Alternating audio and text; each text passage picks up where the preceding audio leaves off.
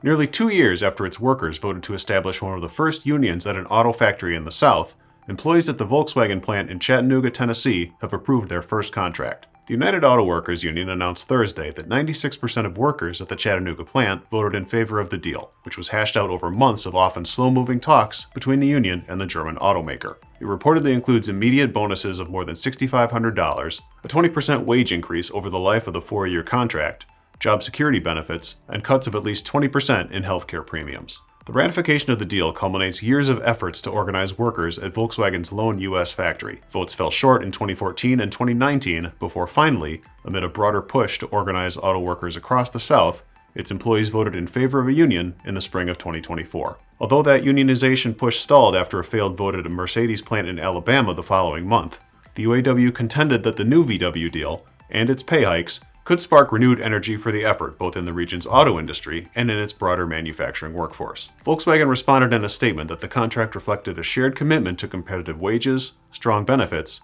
and the long-term success of our employees and operations. The Chattanooga plant, which began production in the spring of 2011, currently makes the Atlas and Atlas Cross Sport SUVs, as well as the electric ID.4. The factory employs an estimated 5,500 workers. I'm Andy Zoll. This is Manufacturing Now.